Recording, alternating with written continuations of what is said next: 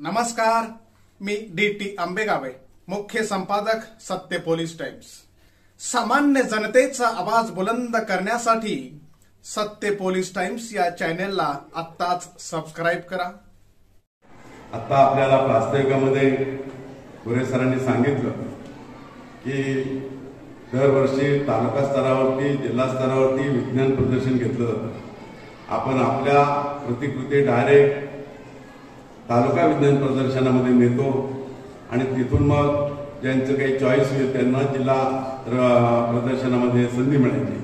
परंतु तत्पूर्वी ही पूर्वतयारी म्हणून आपल्या सायन्स विभागानं या ठिकाणी हे विज्ञान प्रदर्शन आयोजित केलेलं आहे।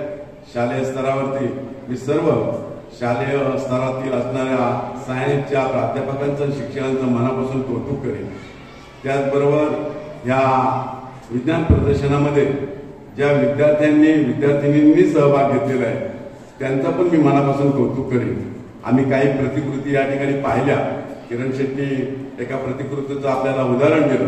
खरोखर अतिशय चांगल्या प्रकारे या ठिकाणी प्रतिकृतींचं नियोजन केलेलं आहे। सरांनी त्यांच्याकडून चांगल्या प्रकारे काम करून घेतलेलं आहे आणि विशेषतः आपण जे या ठिकाणी सेमी इंग्लिश चालू केलेलं आहे त्याचा कुठेतरी फलश्रुती आज आपल्याला पाहायला मिळाली की त्या मुलींनी मगाशी जे प्रेझेंटेशन दिलं ते निश्चितपणे इंग्लिशमधून दिलं आणि ते इंग्लिशमधून दिलेलं प्रेझेंटेशन हे आपल्या सेमी इंग्लिशचं फलश्रुती असं मी समजतो। खूप चांगल्या प्रकारे प्रतिकृती या ठिकाणी आपण सादर केलेली आहे। मित्रांनो, आपल्याला माहिती असेल भारत देशाने विज्ञान क्षेत्रामध्ये संशोधन क्षेत्रामध्ये प्रचंड प्रगती केलेली आहे। ह्याचं जर उदाहरण द्यायचं जर झालं तर आपल्याला माहिती आहे 2 वर्षापूर्वी आपल्या शास्त्रज्ञांनी दक्षिण ध्रुवावरती चांद्रयान सोडलं आणि चांद्रयानानं पहिलं पाऊल ठेवलं। मला असं वाटतं जगातला पहिला भारत देश असा आहे की त्या चांद्रयानाने दक्षिण ध्रुवावरती पहिलं पाऊल ठेवलं। म्हणजे भारतातले शास्त्रज्ञ किती पुढे गेलेले आहेत याचं एक मूर्तिमंत उदाहरण आहे। आपल्याच या शाळेमध्ये शिकलेले आदरणीय आणि किरण शेटचे बंधू राजन देशमुख यांनी कशा प्रकारे संशोधन केलेलं आहे त्याचा खुलासा त्यांनी या ठिकाणी दिला। मी काही वर्षापूर्वी एक वर्तमानपत्रामध्ये बातमी वाचली। विशेषतः मी 9वी 10वीची कोण मुलं येत आहेत त्यांच्यासाठी खास हे घेण्यासारखं आहे। लक्षात घ्या तुम्ही मुलांनो, संशोधन वृत्ती जर आपल्याकडे असेल तर आपल्याला बरेच काही चांगल्या प्रकारे ज्ञान आत्मसात करता येतं। आपल्या घरामध्ये रोज आई संध्याकाळी देवाजवळ दिवा लावते। कधी तो तुपाचा दिवा असतो, कधी तो तेलाचा दिवा असतो। पण तुपाचा दिवा लावलेल्याची जी काजळी येते ती आणि तेलाचा दिवा लावण्याची काजळी येते याचं जर तुम्ही चांगल्या प्रकारे परीक्षण केलं तर तुम्हाला निश्चितपणे फरक पाहायला मिळेल। वाशी येथील एका इंग्लिश मीडियम स्कूलमध्ये शिकणाऱ्या इयत्ता 9वी मधील एका विद्यार्थ्याने भूषण महाडिक हे त्या विद्यार्थ्याचं नाव, त्याने असंच घरामध्ये आई दिवा लावत असताना त्याचं परीक्षण केलं।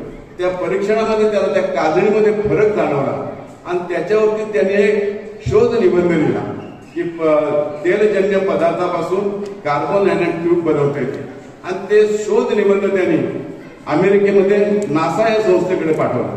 नासा संस्थेने तो शोध निबंध त्याचा स्वीकारला आणि 9वी मध्ये असतानाच त्या संस्थेनं अमेरिकेच्या त्या विद्यार्थ्याला उचललं आणि अमेरिकेमध्ये शिक्षणासाठी नेलं। त्या ठिकाणी गेल्यानंतर तो गप्प बसला नाही तर त्यांनी तिथे पुढे आपलं संशोधन कार्य जे आहे ते चालू ठेवलं आणि सूर्यमालिकेतील 17,009 ह्या एका ग्रहाचं संशोधन केलं। शिकत होता 9वी मध्ये, तिथून त्याला अमेरिकेने उचललं, आपल्या अमेरिकेमध्ये त्याला शिकायला नेलं आणि तिथं त्यांनी सूर्यमालिकेतील 17,009 या ग्रहाचं संशोधन केलं आणि त्या ग्रहाला महाडिक प्लॅंटिस हे नाव दिलं। जगातला एकमेव असा हा पहिला विद्यार्थी असेल की एका ग्रहाला त्याचं नाव दिलं गेलं। म्हणजे जर आपण शोध करायचा प्रयत्न केला तर निश्चितपणे आपल्याला खूप काही चांगलं मिळवता येण्यासारखं आहे।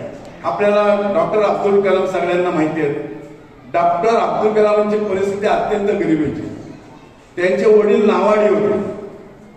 त्यांचा जो भाऊ होता तो वर्तमानपत्र विकायचं काम करायचा। वर्तमानपत्र विकत असताना एक दिवस अशी परिस्थिती आली की भावाचं काहीतरी काम निघालं आणि त्याला बाहेरगावी जावं लागलं आणि ते वर्तमानपत्र विकायची पाळी डॉक्टर अब्दुल कलाम यांच्यावरती आली।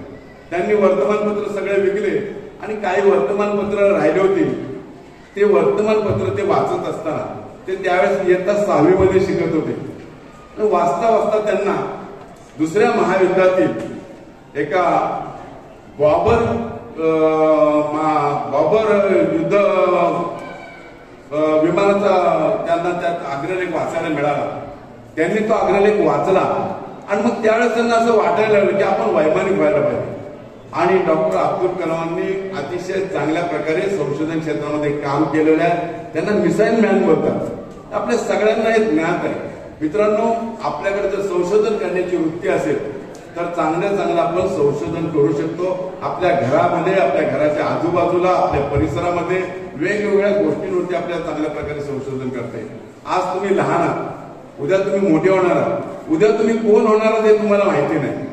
परंतु ते मोठं होण्यासाठी तुम्हाला स्वकर्तृत्वाची गरज आहे आणि ते स्वकर्तृत्व तुम्हाला स्वतःच्या कर्मातून प्राप्त करता येणार आहे.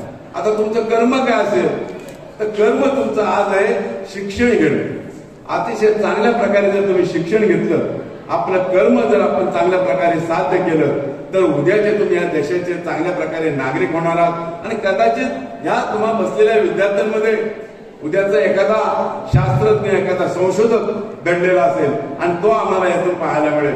आम्हाला कल्पना नव्हती की राजन देशमुख ज्यावेळेस इयत्ता 6वी मध्ये तळा हायस्कूलमध्ये शिकत होते त्यावेळेस उद्या ते मोठे होणार आहेत आणि कुठेतरी एका संशोधन करणारे ते संशोधक म्हणून समोर येतील.